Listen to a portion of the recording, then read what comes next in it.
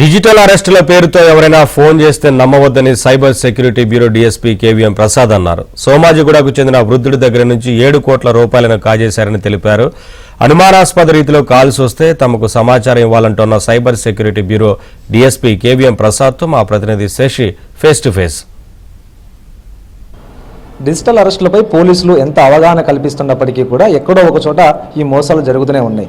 తాజాగా హైదరాబాద్లో మరోసారి భారీ డిజిటల్ అరెస్ట్ మోసం బయటపడింది. ఒక వృద్ధుడిని మోసం చేసి సుమారుగా 7 కోట్ల రూపాయల వరకు సైబర్ నేరగాళ్లు కొట్టేశారు. అసలు ఈ డిజిటల్ అరెస్ట్ ఏ విధంగా జరిగింది, ఈ క్రైమ్ ఏ విధంగా జరిగిందనే అంశాల గురించి మనతో మాట్లాడడానికి cyber security bureau DSP KVM Prasad ఉన్నారు. ఆయనతో మాట్లాడదాం.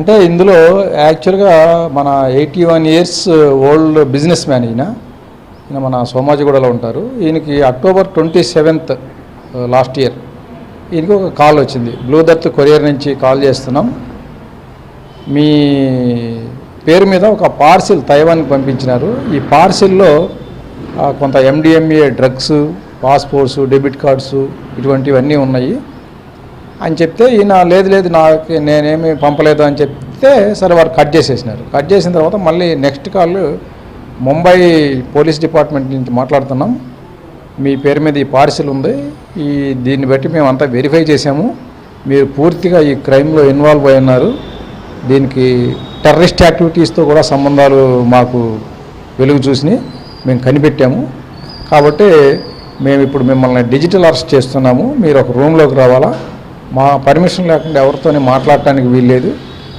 అని చెప్పి ఆయన్ని భయపెట్టి ఒక రూమ్లోకి వెళ్ళి లాక్ చేసుకునేలాగా చేసి, ఆ లాక్ చేసుకున్న తర్వాత వీడియో కాల్లో మీ స్టేట్మెంట్ రికార్డ్ చేయాలని చెప్పి వాట్సాప్, ఇవి కాల్స్ అన్నీ కూడా వాట్సాప్ ద్వారానే ఈ వీడియో కాల్ చేసి ఈయన స్టేట్మెంట్ రికార్డు నెపంతో ఈయనకున్న ప్రాపర్టీస్ అంతా ఎంక్వైరీ చేశారనమాట.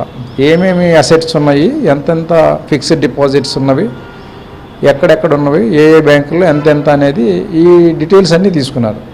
తీసుకున్న తర్వాత నుంచి ఇక చిన్నగా ఇప్పుడు మేము వెరిఫై చేయాలి అసలు ఈ అసెట్స్కి ఈ మనీ లాండరింగు, టెర్రరిస్ట్ యాక్టివిటీస్తో కనెక్షన్స్ ఉన్నాయా లేవా, కంప్లీట్ వెరిఫికేషన్ కోసం మేము పంపిన RBI అకౌంట్స్కి ఈ మనీ ట్రాన్స్ఫర్ చేయాలా, 7.2 crores ట్రాన్స్ఫర్ చేయాలంటే ఈయన విడతల వారీగా వాళ్ళు ఇచ్చిన ప్రైవేట్ అకౌంట్స్కి ఈయన 7.2 crores ట్రాన్స్ఫర్ చేశారు.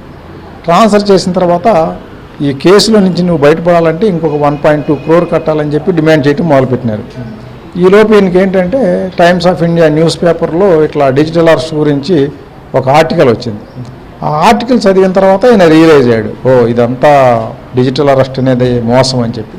అప్పుడు మన దగ్గర వచ్చి కంప్లైంట్ చేయడం జరిగింది. యాక్చువల్గా మన లీగల్ టెర్మినాలజీలో డిజిటల్ అరెస్ట్ అనేది లేదు, లీగల్గా ఎక్కడ కూడా డిజిటల్ అరెస్ట్ అనేది ఉండదు. ఒకవేళ ఏదైనా ఛార్జెస్ ఉంటే పోలీసు డైరెక్ట్ అరెస్ట్ చేస్తారు, కానీ డిజిటల్గా ఎవరిని అరెస్ట్ చేయరు. హౌస్ అరెస్టులు ఉంటాయి కానీ ఈ డిజిటల్ అరెస్టులు ఉండవు. సో మొత్తానికి డిజిటల్ అరెస్టుల పట్ల అప్రమత్తంగా ఉండాలి. ఎవరైనా సరే పోలీసులు అంటూ వీడియో కాల్ చేసి తర్వాత భయపడితే మాత్రం వెంటనే పోలీసులకు సమాచారం ఇవ్వాలంటూ కూడా సైబర్ సెక్యూరిటీ బ్యూరో విజ్ఞప్తి చేస్తోంది. Vote studio.